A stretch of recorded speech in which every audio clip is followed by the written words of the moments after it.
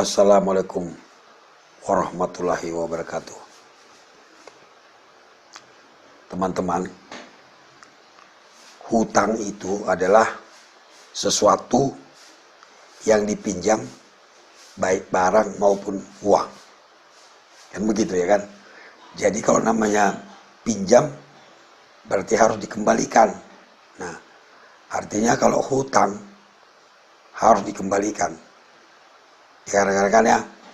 Nah sekarang pertanyaannya, apakah hutang bisa jadi penipuan? Apakah hutang-hutang bisa jadi perkara pidana penipuan? Inilah yang akan kita bahas rekan-rekan.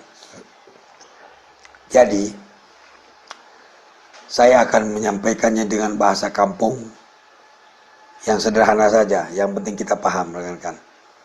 Jadi hutang ini, kalau kita bicara hukum nantinya, hutang ini kita bagi dua, ya kan? Hutang yang dipinjamkan dengan mendapatkan keuntungan atau bunga, ya. Dan hutang yang tidak mengharapkan imbalan bunga. Ya, ada dua berarti. Yang satu hutangnya ini dia memberikan hutang berharap dapat imbalan atau bunga atau keuntungan. Yang kedua adalah hutang yang tidak berharapkan apa-apa, memang ikhlas mau membantu. Apakah kalau misalnya hutangnya tidak dibayar bisa jadi dianggap penipuan? Ya, ingat rekan-rekan, semuanya di antara hutang yang dua macam tadi, semuanya itu berawal dari niatnya. Kalau misalnya ada niat jahat di sana, ini bisa jadi penipuan. Ya, contoh, dia minjam uang, ya kan, dengan alasan untuk bisnis, ya kan. Nah, terus yang peminjam uang ini bersedia meminjamkannya karena dijanjikan keuntungan, kan begitu rekan-rekan. Nah, di sini kan sebenarnya bisa jadi unsur perdata, ya, karena adanya keuntungan yang diharap tadi. Namun kalau niat awal dari si peminjam ini sudah jahat, bisa jadi kita masukkan juga dia ke penipuan rekan-rekan. Contohnya seperti ini. Saya pinjam uang kepada Anda dengan alasan saya mau buatkan modal dengan janji keuntungan 10% misalnya. Ini kan perdata nih, dan dibuatkan perjanjian, ya kan, perdata kan. Nah, tapi kalau niat saya awalnya memang mau menipu, artinya saya iming-imingi nanti dapat untung 10%, ya kan. Nanti usaha ini akan berhasil, supaya Anda menyerahkan uang tadi pinjaman. Ternyata uang Anda tersebut saya buat poya-poya, ya kan. Saya buat untuk keperluan lain. Nah, dan saya tidak membayarnya lagi, tidak mengembalikan uang Anda. Ya, itu bisa jadi penipuan jadinya. Walaupun awalnya tadi perdata, ada keuntungan di sana kan awalnya. Tapi karena niat saya memang meminjam untuk nipu, dan saya berbohong, dan akhirnya saya tidak membayar hutang itu bisa saya kena pasal penipuan atau penggelapan dia rekan-rekan. Paham ya?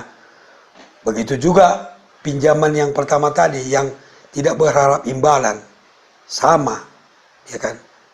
Kalau saya punya niat awalnya memang mau menipu, dengan bahasa indah, kata-kata bohong, merayu, supaya Anda menyerahkan uang. Dan ternyata uang yang saya pinjam itu tidak saya pergunakan sebagaimana yang saya janjikan, saya sebutkan. Dan saya tidak mengembalikan uang Anda, saya bisa kena pasal penipuan atau penggelapan. Kenapa?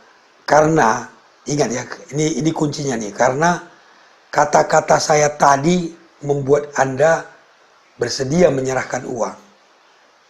Di situ dia, kata-kata saya yang bohong, keadaan saya yang saya buat jadi tidak sebenarnya, rayuan-rayuan saya, sehingga Anda menyerahkan uang. Itu dia kena pasal penipuan. Ya, kuncinya di situ. Nah, selanjutnya bagaimana dengan iming-iming keuntungan tadi? Nah, ini agak panjang dia. Kalau khusus mengenai pinjam meminjam uang dengan janji ada bunga, ini panjang dia. Ya, ada dua hal terjadi di sana nanti rekan-rekan. Kalau misalnya saya mengatakan saya meminjam uang dengan bujuk rayu, dengan kata-kata bohong, sehingga Anda menyerahkan uang dan saya tidak membayar sama sekali, itu saya bisa kena penipuan atau penggelapan. Tapi, ingat ya, tapi kalau misalnya saya tidak bohong, saya mengatakan kepada Anda, saya punya bisnis, ya kan, saya perlu modal, nanti Anda saya kasih untung 10%. Nah, lalu setiap bulan saya bayar bunganya 10%. Saya 10%, 10% saya bayar bunganya terus. Nah, suatu hari, suatu ketika saya bangkrut, ya kan, karena usaha tadi tidak jalan lagi, sehingga saya tidak bisa lagi membayar bunganya, dan saya tidak bisa mengembalikan pokoknya hutang kepada Anda. Itu saya tidak bisa dikenakan pasal penipuan, karena di sana tidak ada unsur kerja jahat, tidak ada unsur niat jelek, semuanya berjalan seperti apa adanya. Hanya saja usahanya tidak jalan kan, usahanya bangkrut, dan dia selama ini memberikan bunga keuntungan kepada Anda. Itu tidak bisa kita masukkan ke pasal penipuan, rekan-rekan. Karena apa? Dia tidak punya niat jahat. Dan yang kedua, Anda yang meminjamkan uang pun pasti sadar bahwa usaha bisa bangkrut. Artinya sama-sama sadar, ya kan? Ini bisa digugat melalui perdata dia, gugatan perdata, tidak bisa masuk ke pidana. Ya rekan-rekan, jadi kesimpulannya begini rekan-rekan, kalau ada orang meminjam uang, niat awalnya memang sudah jahat, ya, dengan bujuk rayu, dengan kata-kata bohong, sehingga kita memberikan pinjaman dan dia tidak mengembalikannya, ya kan? Itu berarti pasalnya penipuan. Kita bacakan ya. Pasal 378 KUHP.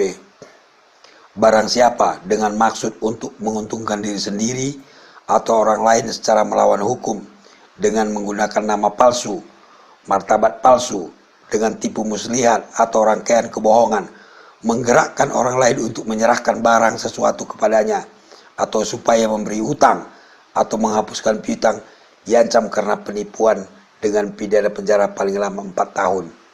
Itu dia rekan-rekan.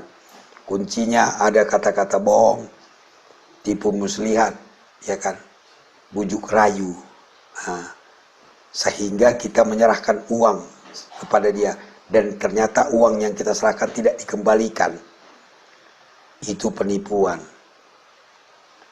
Tapi kalau niatnya awal memang tidak ada niat menipu, karena keadaan memang membuat dia tidak bisa membayarnya, itu bukan penipuan rekan-rekan.